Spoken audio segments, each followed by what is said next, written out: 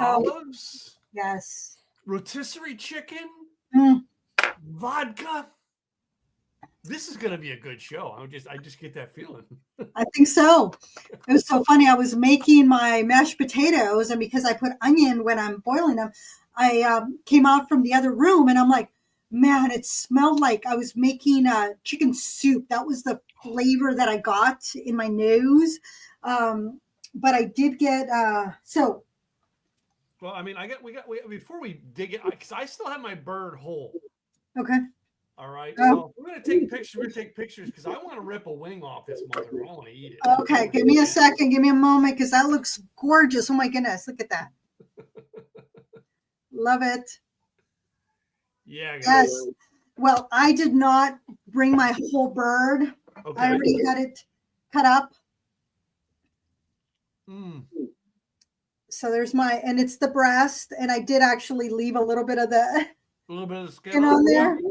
And then I made a little green salad, just very basic, and then my mashed potatoes with man, it seems bright in here, brighter than normal. Let's see if I can get the camera to get that. So I didn't use sour cream. I made it very basic. I just put butter and milk, 2% lactose-free milk, and then the rotisserie chicken, and then a little salad. With the little salad, I'm just using the avocado as my dressing, salt, pepper. So I'm keeping it very simple this time. And it's like going, you know what? And then, of course, I had to buy a new bottle because I'm down to the last of it. But Crater Lake is what I'm going to be using. And then I also picked up, which was funny, I picked up these Pearl Specialty Martini olives. These are like the queen size olives, and they're real pimento stuffed queen olives with vermouth. So they are in vermouth. The other thing I've done with olives, if you get the queen olives, you can put them in vodka and just soak them. But be very, very careful because you are infusing those olives with vodka. And so I found that I still have some. I'm sorry. You will not be sorry. So I did have some here, which I thought was funny that I had them. One thing I did do because I didn't realize. So when I picked this new one up, I had grabbed the other brand. I forgot what it was of the olives. And I said, oh, I have olives at home. I did not. So what I picked up today was Tillin Farms Dirty Martini Mix. So the guy, it was between Filthy and this one. And the guy that worked there at Stafford Liquor, thank you, Stafford Liquor, always helping me find new things. He said his parents absolutely love using this one. So he says, I think it's good. So I said, okay, so I'm going to try it. But Mezzetta. Oh, that's what I was going to pick up, the Mezzetta, but it was a smaller jar. Okay. These are I got some Mezzettas because that's what I can get from the yes. Okay, so we're going to get a picture of this. Put up your Mezzettas because I'm going to get a picture of that with mine. Yeah, this is what I picked up at the store today. All right, because I wasn't sure if I had, but the type of olives we have. So here at the house, this is a jar that I just poured vodka in. I actually have a mix. This has got to be something Gwen got. She has martinis all the time. Oh, okay. Maine and Greary, and they have an olives as well. Now, if you see, I just marked vodka on the bottle because you guys just watched me pour vodka into it because the olive juice was gone.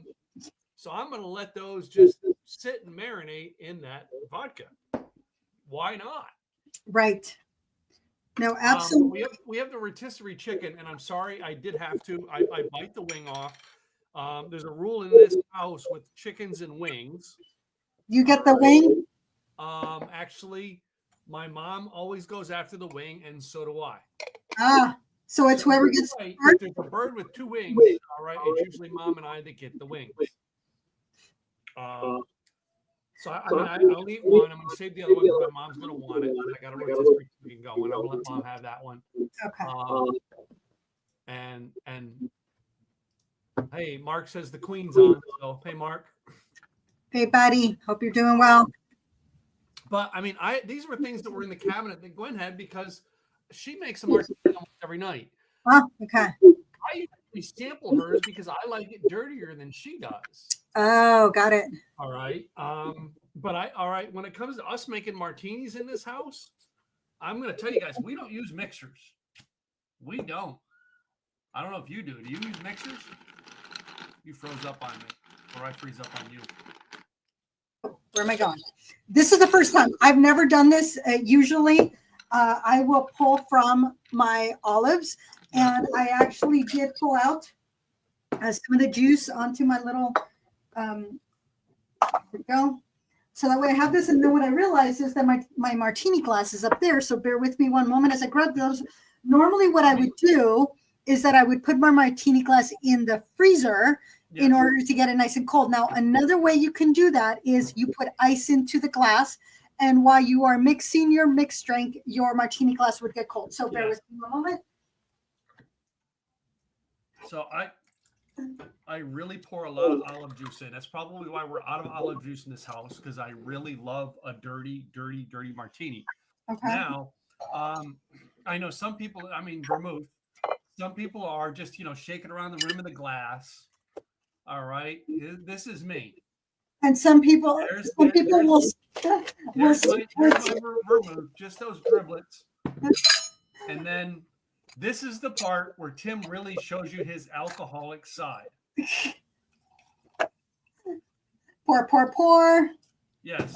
Pour some water. I'm not counting the numbers. I just fill it up and get it ready to shake.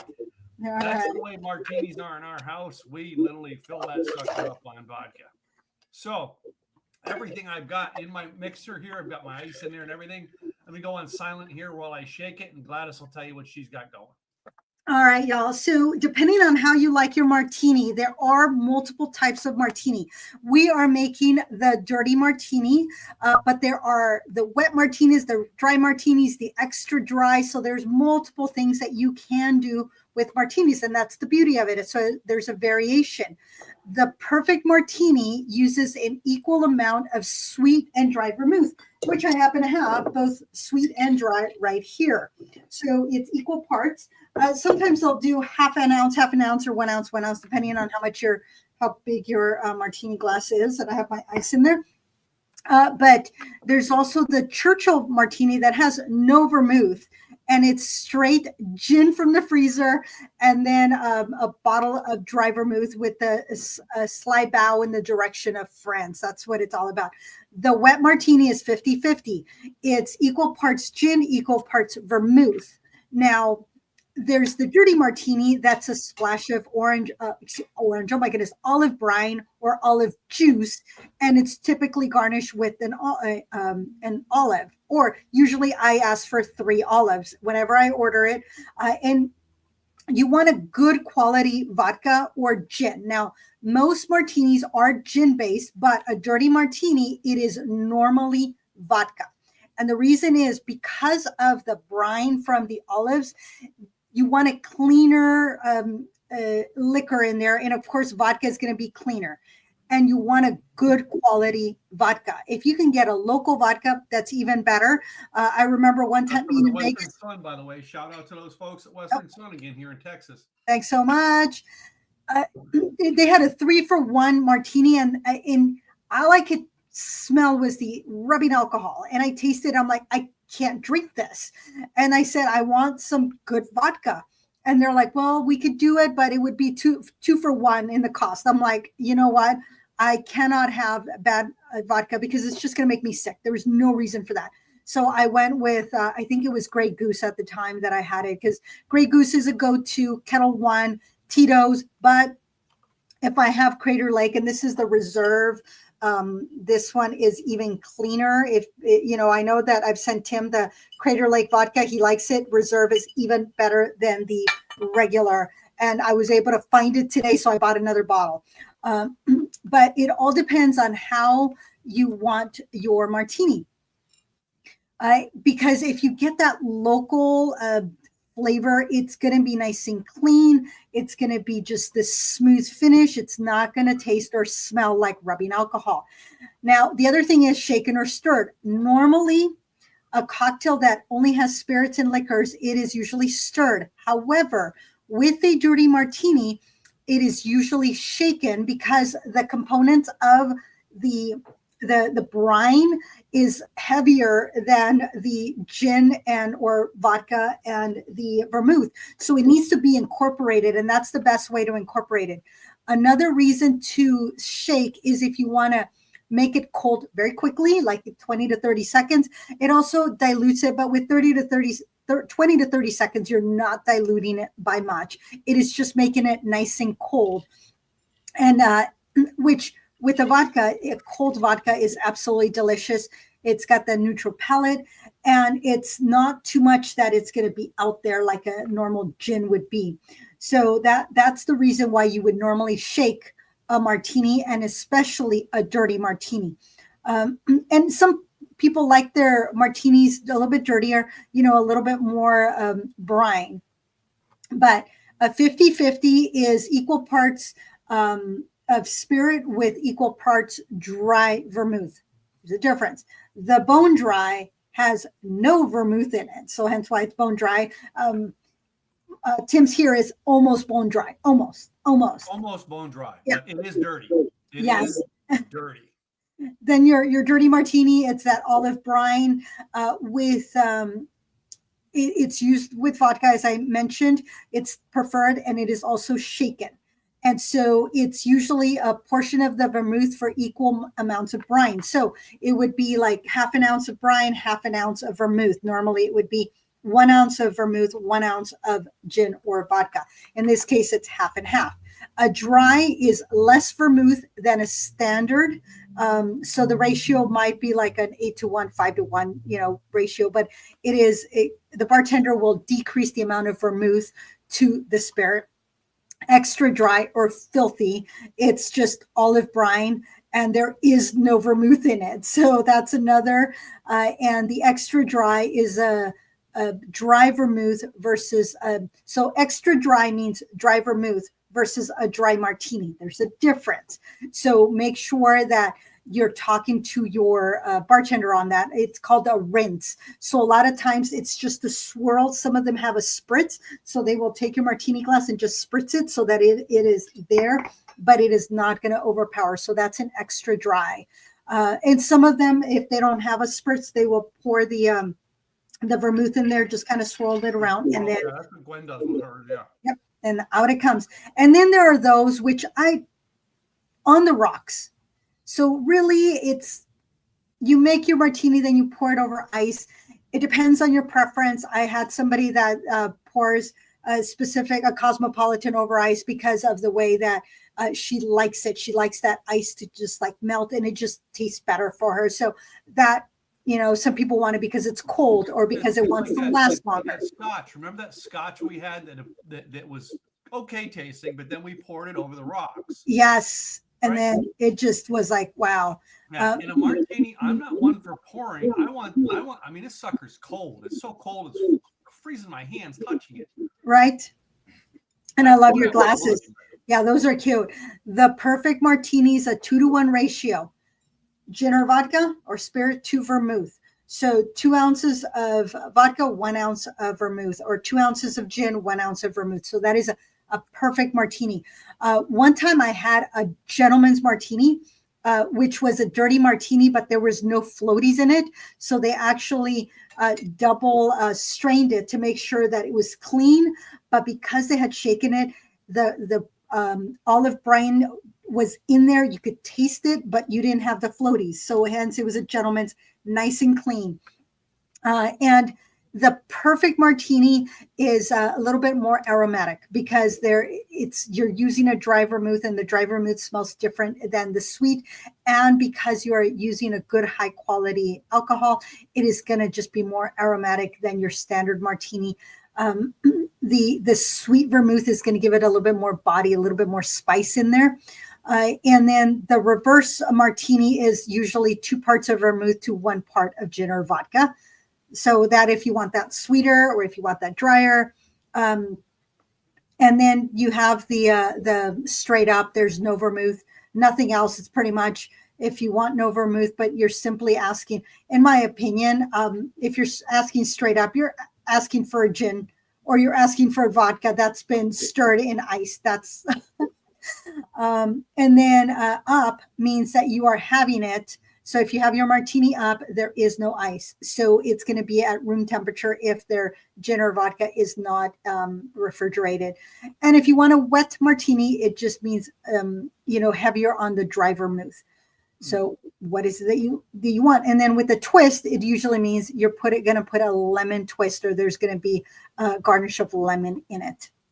And so the dry martini, usually it's 2.5 ounces of gin or vodka, half an ounce of dry vermouth, half an ounce of olive brine. I'll probably just do the 2 ounces of the gin versus the 2.5. But that's just preference. You can taste it, see if you like it. If you don't like it, adjust it. So I have my half an ounce here. This is my 1 ounce, so it's half of this. So yeah, while she's mixing it up, we chose a rotisserie chicken tonight for our food. Now I have a rotisserie on my grill. I can put a chicken on and just let it turn, all right, and cook. I want to say though, the best way I like cooking a chicken on my grill is not with a rotisserie. I like to spatchcock it and literally spatchcock it and put it down and then turn it over. Okay. Yeah. Me is a much better cook than a rotisserie. That's my opinion, right? But there's something about getting the whole chicken and cooking it. Yes. All right, as opposed to just getting chicken breasts, chicken legs, chicken wings. There is something about the way the flavor comes in.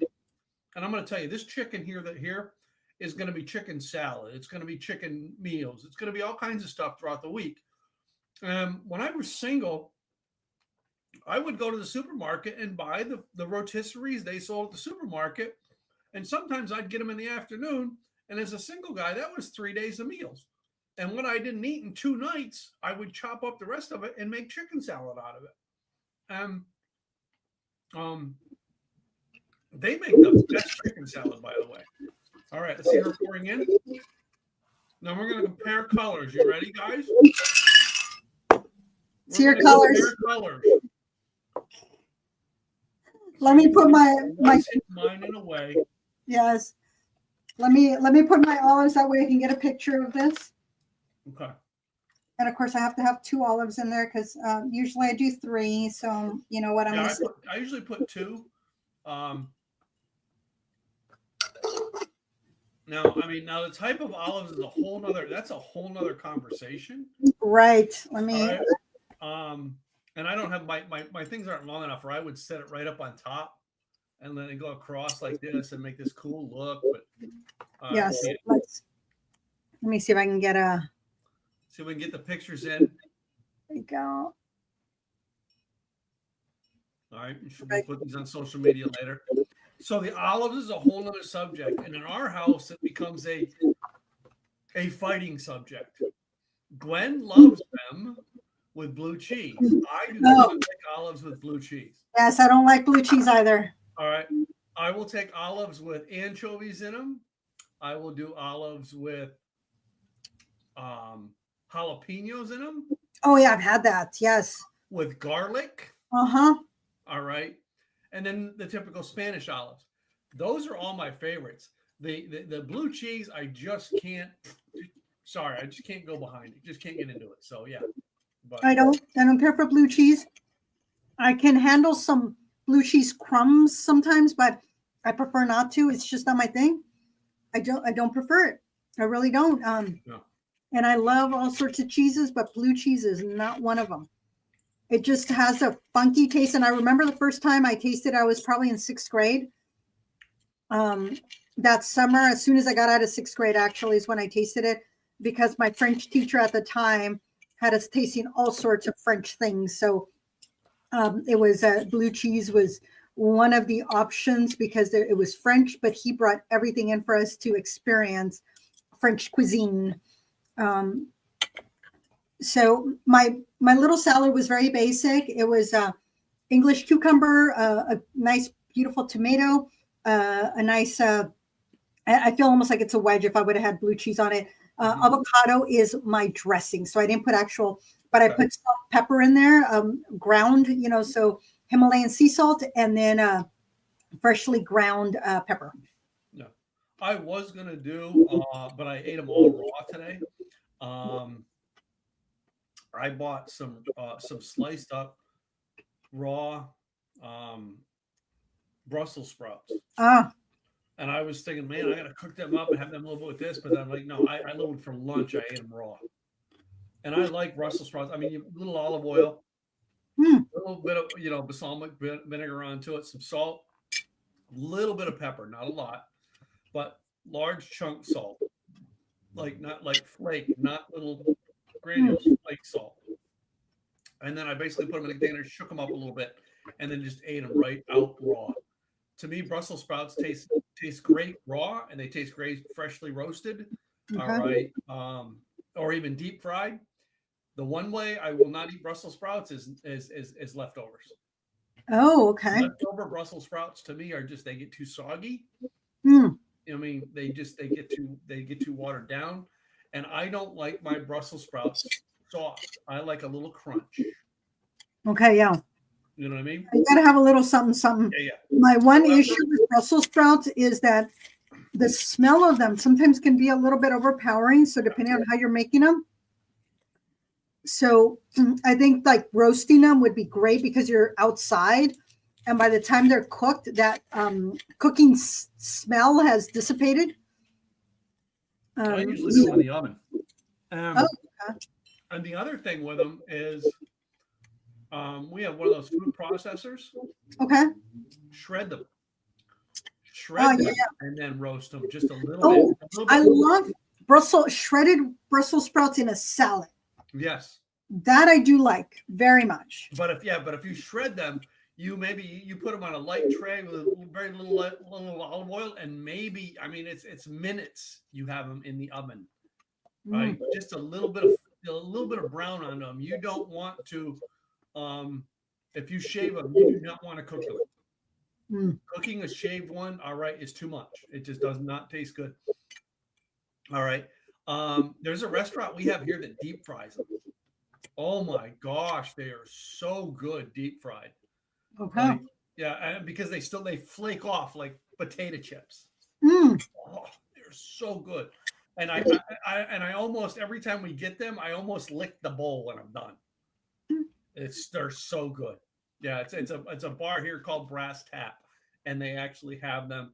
Oh my God, they're fried. And I look for places that have very interesting Brussels sprouts. I remember my friend Kat in LA used to take me to the breakfast joint. I want to say, Kat, if you ever listen to this, write me and remind me of the breakfast joint you used to take me to. I want to say it was in the Santa Monica area. She used to pick me up at the airport, and usually because I come in early, all right, she'd take me to go have breakfast, and then she'd drop me off at whatever hotel or event I was working at. All right, and it was always a treat because we got breakfast together, and usually this place had a Brussels sprout, and I remember it. And as in like a side, or was it in the? It was like a breakfast. It was a side. I want to say it was Brussels sprouts, but I can't remember what else was with it. I want to say they were a pesto Brussels sprouts. And it was some little restaurant in Santa Monica, and I remember because like half the restaurant is an inside cafe, and the other half is this whole outside patio. And I remember we used to always have to go there and sit at these tiny tables because it was just two of us. And it got so busy they couldn't give us a 4-top table for two of us. Two people. I mean, because they couldn't afford it. If they did, they'd be stuck with two people sitting on a 4-top table, and they have lines out the door within an hour. I mean, and I remember we would go in there early because I always landed on a 7 a.m. flight, and by the time we're done breakfast, we're still less people in there, but like the place was starting to fill up. And I think we went there one time at 9 o'clock, and we had to wait like 30 minutes to get in, and that was just to go to the bar to get a coffee at the coffee. Wow. Yeah. So, and I can't remember the name of the joint. All right, Kat.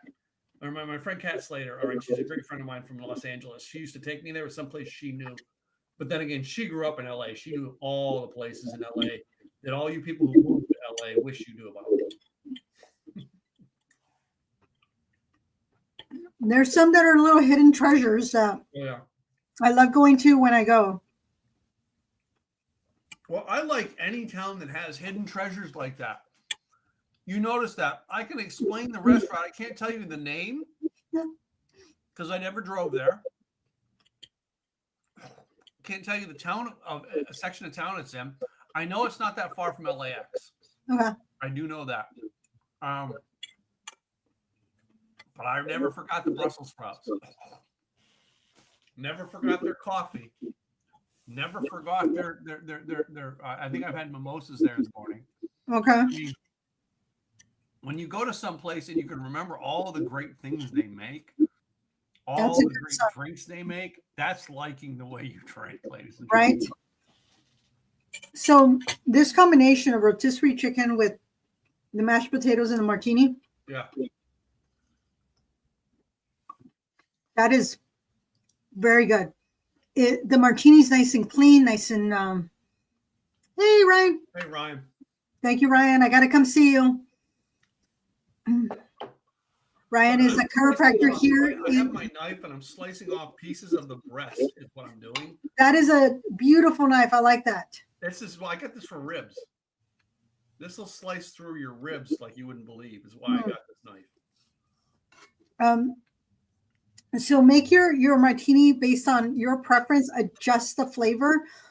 What I did have, I actually, I had my little taster here, but I didn't use it, you know, that you can just go like this and do a taste. Yeah. I didn't use it this time, but it gives you the good flavor in there, you know, and then you can adjust it before you even pour it. Yeah. And then you can. So this is the other thing we do at our house. We shake up and keep pouring. Yes. I know it gets watered down, but trust me, we get every ounce of that vodka back out every time. And it's not about rushing it. We get every ounce out, baby. You're not rushing it. You're just enjoying it. Oh. So experiment. Like the way you drink for a reason. And if you drink it, oh my goodness, I'm itching over here. And you're like, oh, it's missing something, then adjust it. Add a little bit more olive juice. Add a little bit more. If you thought it was a little too harsh, then add a little bit of sweet vermouth. Half an ounce. I used to do dirty martini shots. So basically, I would do a 3/4 with vodka, 1/4 with olive juice. All right.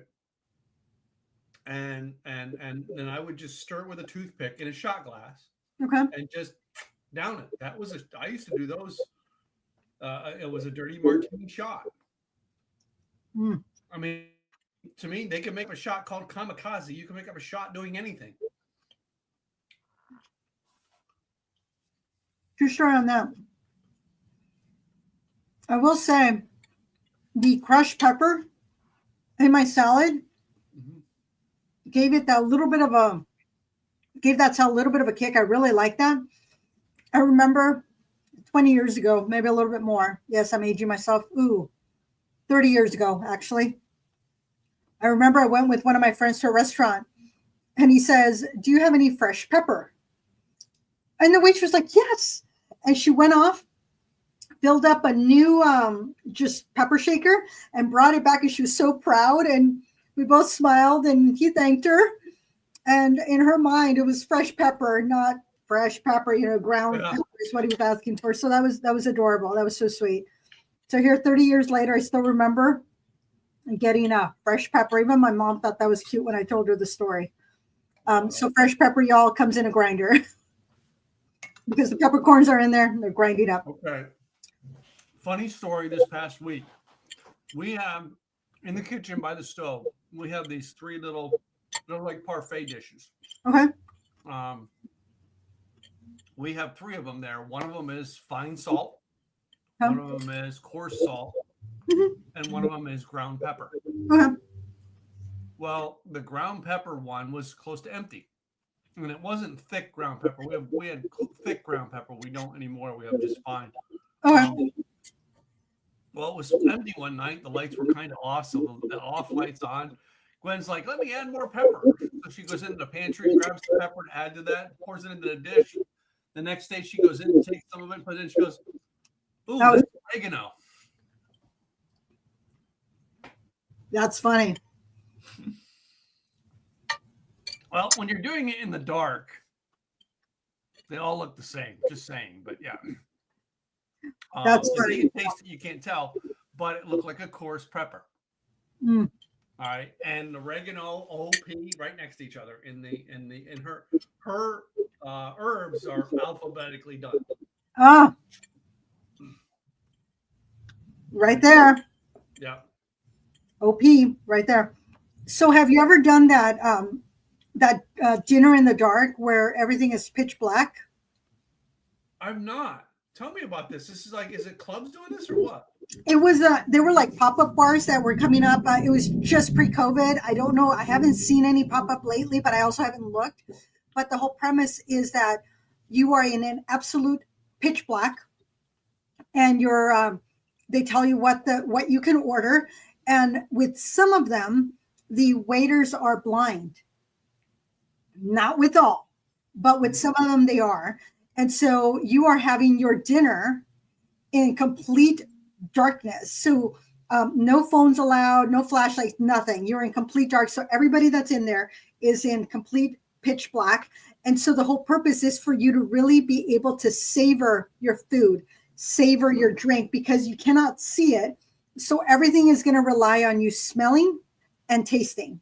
And then the other piece is whoever you go with is having that conversation, because nothing is going to distract you unless you spill wine on yourself. That's a different story. But you get to talk about what you're tasting. You get to talk about whatever, your day or whatever you want to. But I thought that is something I absolutely want to do. It is very different. It's a different experience when you cannot see your food and you're having to figure out, okay, how am I going to eat this chicken steak, whatever it is. I'm sure they're careful to not have any bones or things of that nature that you're being fed. And I don't know if there's requirements of knives or not, but I thought that was like a great way to experience food in a different manner. Well, that spawns an idea of an experience meal that you and I could do. Mm. I mean, maybe we'll put this together, guys.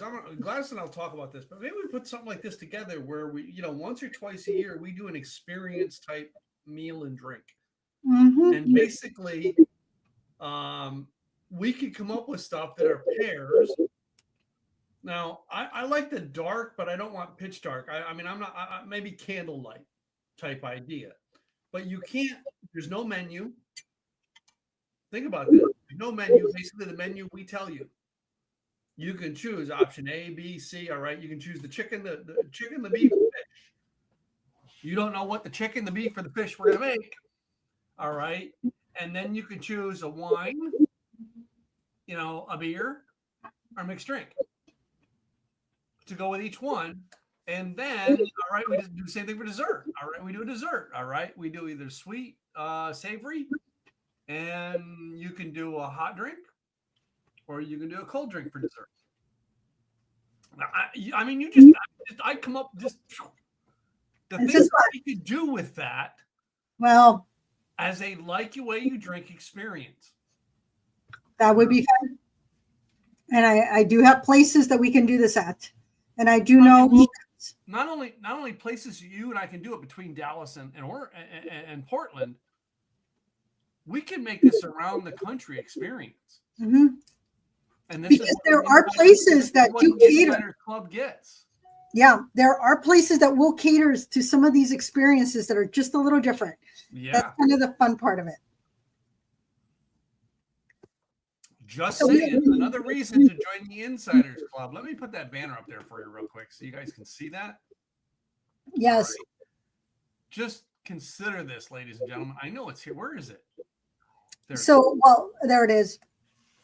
Some of the experiences. So last week, there was the Scott's Bear whiskey release here in Portland that I got invited to. Yep, I see your post. Yeah.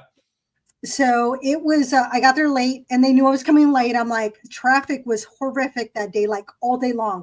I had appointments in the morning that I'm like, I'm stuck in traffic. Something that should take me 20 minutes to get there. My morning appointment, that was probably a 28-minute drive, took me over an hour to get there. My afternoon, that should have been about that was just outside of Portland. 30 minutes on any given day. It took me over an hour to get there. And so it was like the time kept ticking because I thought I'd be 20 minutes late. Then it was 30 minutes late. Then it's 40 minutes late. I'm like, by the time I got there, the owner of the whiskey bar, he was coming out to move the sign so that I had a place to park. I had just found a spot, so I was fine. I was on the same block, but he was going to come move because there was some construction right around the corner, and so they had the construction sign. He was going to move it so I could park there, which was sweet. But that's what some of these distilleries and breweries will do. They will cater. They will take care. Portland Provisions had all the food out, and it was like absolutely delicious. And one other thing, I'll post it on the Facebook page. But if you become a member, there's 3 different levels.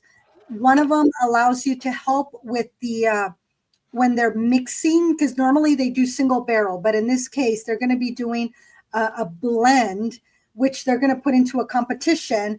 And then you get an engraved bottle as part of the experience. So that is like pretty cool, but you have to be a Summit member in order to do that. So yeah. That's in the private chat to you, by the way. Yes, I saw that. I was like, we're gonna talk about this because now we may finally have a way to take this, ladies and gentlemen.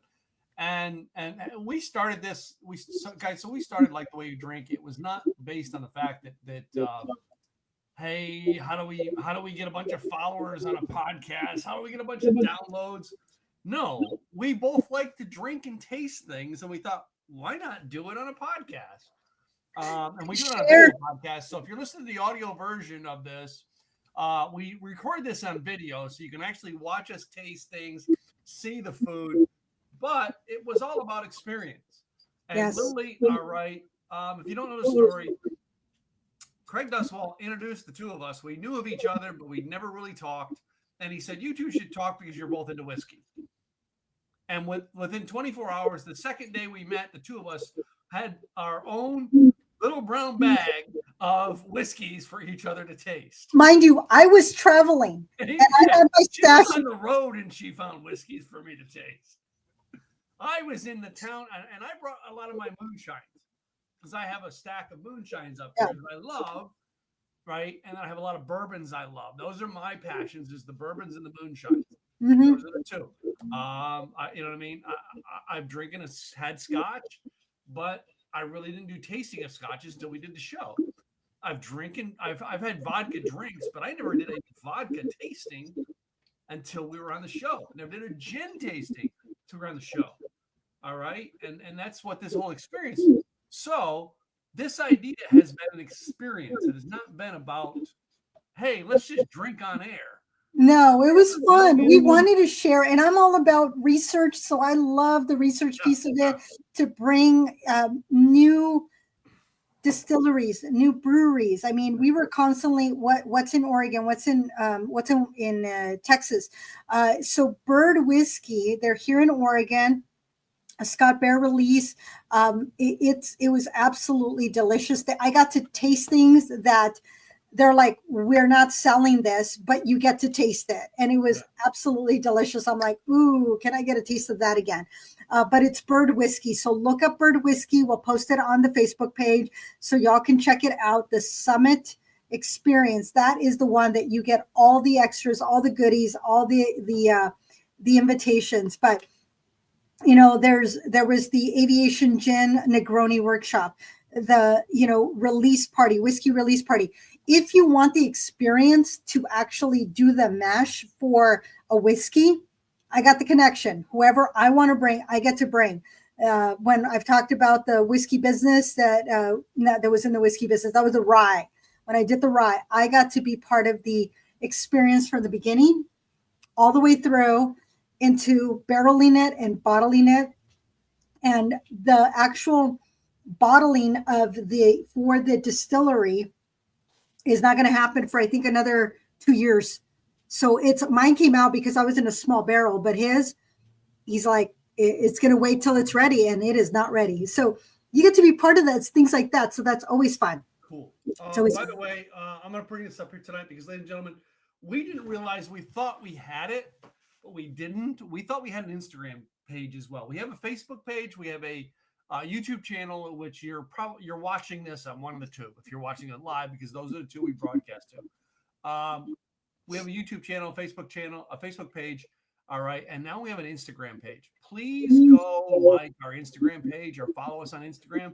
We promise we're going to do an awful lot of more of our recipes on Instagram and stuff like that, and put a lot of the pictures up. Gladys takes a lot of pictures when she goes to these breweries. All right. And that's where we're going to start putting those stories up, is Instagram. So, and then likethewayyoudrink.com is our webpage. And while that's just episodes, we're also on Apple, Spotify, iHeartRadio. All right. There's a million different things that we're on with all the audio downloads. All right. But guys, follow us wherever we're at. We only have, I think, 50 subscribers on YouTube. Love to get to 100 on YouTube if we could. We're not a big thing. We're not looking to try to be the next, Joe Rogan of alcohol podcasts. No, but you know what I mean? If this show is for you, please go support us in every way possible, and go to likethewayyoudrink.com and actually sign up for our Insiders Club. And when we do these experiences, we will invite you. Fun stuff. Yeah. So we do have some people on there that get to know about it. We've had a few make it. We haven't posted their pictures on because we're keeping it a little, protecting our audience, but we have had some that have been able to attend just because of where they live and their following, which is great. Sometimes it's, if you're doing a workshop or you're doing a release party, sometimes it's like, am I going to spend the money to get there? Whereas if you're in the area, it's a lot easier going, oh yeah, I'll show up. Some of them are free. Some of them we can get to. Yeah, depends. Some stuff has been in Dallas or Portland. So, but that's going to change. We're going to start getting out a little bit more. We keep, it's just, sometimes it's a coordination. When you got a couple of different business owners, we got to coordinate. But some of them have two business owners who are married to their business that work until 9 p.m. I won't say who they are. All right. But they have to do their podcast from their office at night. They have to drink in their office to have a drinking podcast because they don't have time to go back home. I won't mention their names, Tim and Gladys. Right. I threatened my alcohol. I said, I'm going to have you right now. Give me a minute. Let me finish this one thing. And I'll finish that one thing and I'll look at it again. I'll say, hold on. Let me just do this one other thing. And then the next thing and the next thing, and starting at 2, 3 in the afternoon, before I know it, it's 6, 7. And it's like, at that point, I'm like, well, sorry guys, I'm going home. And then I just, and then I end up not drinking anything that day anyway. So even when I get home. Anyway. We're trying to get the episodes to 45 minutes each, so I'm gonna run the closing things here, guys. Because, but today's recipes was a rotisserie chicken. You can do them on your grill. You can do them in your oven. You can buy a rotisserie chicken at almost any grocery store, ladies and gentlemen. Even Walmart sells rotisserie chickens. Right? Or Costco, you get like one. Get a rotisserie chicken. Blend it with something you like to drink. Tonight, our drink was a dirty martini. Now, we mixed it up with dirty martini. All right. Go through the episode. Listen to what goes into different martinis. Ours is dirty because I like olive juice. What can I say? So, that being said, this show is brought to you every week, ladies and gentlemen, by Our Businesses Pays the Bills. So we're going to go with Miss Gladys first and have her tell you about her business. So Gladys Boutwell, Insurance by Design. I help employers become an employer of choice by providing employee benefits. There are 101 creative ways that you can attract and retain quality staff. They're in my book. You can find it on Amazon, or if you go to Insurance Design Pros on the upper left-hand corner, you can get the white paper. That is essentially the list, but the book will go into a little bit more detail on how you can provide those benefits for your staff. Because when your staff knows that you care about them, guess what? They're going to stick around. You're going to attract more great quality staff, and they're going to take care of your clients, which means, bottom line, you're going to keep those clients. They're going to refer to you, and they're going to stick around because your staff is taking care of them. So go to enrollnoworegon.com. If you want to have a conversation with me, that is the link to my calendar, and we can start that conversation as to what would you like to do and what will it look like. Gladys Boutwell, Insurance by Design. And this is my co-host. Hey guys, I've got Helper who knocked on the door, Tim Gillette, Simple Easy Websites. All right. This is my grandson, Jesper. All right. He's getting ready for a bath. That's why he has no shirt on. And I am keeping him back because my drink is right here and it's almost in reaching distance. I usually keep a soda like a Coke or a Dr. Pepper on the drink. And I let him drink that, but sips, right? And my business is Simple Easy Websites. I help people build small businesses, entrepreneurs, solopreneurs build their websites. We build them, we manage them, we run everything for you online so you don't have to. We even have an automation program.